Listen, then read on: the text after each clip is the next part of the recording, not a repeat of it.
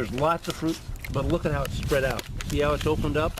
See how there's differences between, the berries aren't all on top of one another? See how it's open between them, and yet it's a really good crop for us as growers versus some years when they're all stacked on top of one another. That the wineries don't like that, and it does clearly affect quality.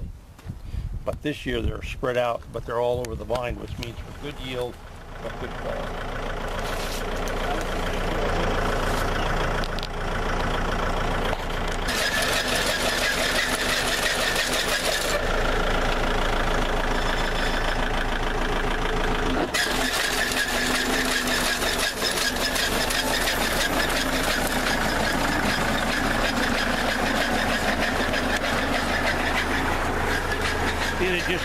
It just cuts the foliage off that's hanging out that allows more light to get in. You can see it didn't cut off much, but it just nips the ends of those canes as he goes down the row. Well, even that small amount can make such a big difference when you're talking about sun exposure. Sun exposure and light, and then the ease of getting through the vineyard.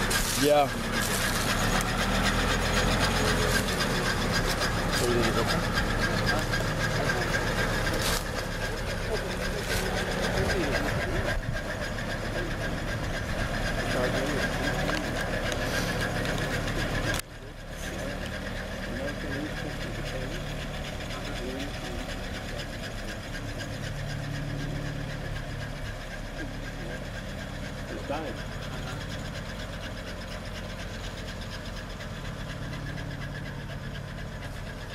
But there are clearly a lot of different types of hedgers.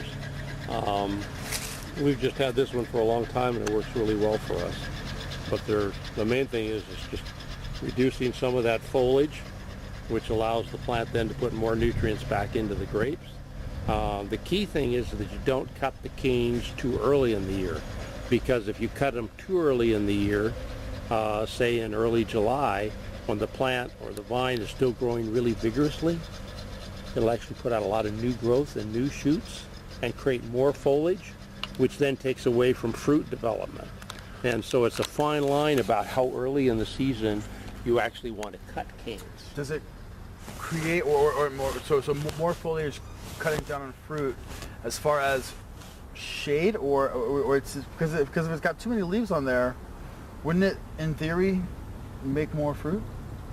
No, because the fruit's already been made. Next year's crop, They're in the little... next year's crop is already here in the woods. Right, that's right. If you remember sometimes they talk about... Janet was just talking about it. The fruit wood is already, these buds are developing now, right here. Remember, when we prune, we'll cut back to 2 buds, and these buds here for next year are already developing the fruit for next year. Wow. And so whether they're strong buds or weak buds, whether they have, pretty big bunches or smaller bunches, or whether they have wings, is done now with the health of the vineyard and through the fall. And so, one of the important things is right after harvest, when you get the crop off, is to continue to give the vine some nutrients and some water, because that's when it's making next year's crop. You don't make next year's crop next year. You make it this fall. And so if the vineyard's not in really good shape after harvest, next year you don't tend to have as good a crop. And that's why everybody was sort of surprised this year.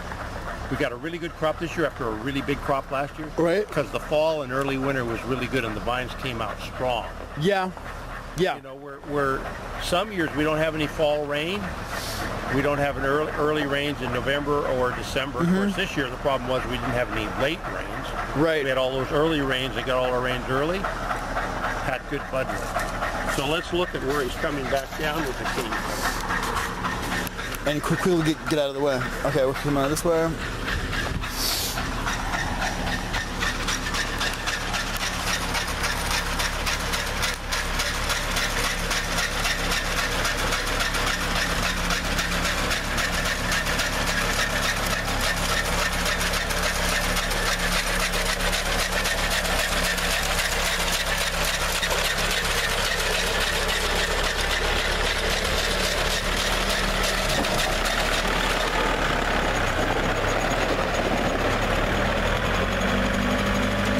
I want to thank everyone here at Yokayo Wine Company. I want to thank Dave, Bill, It's going to be getting going here in a couple days.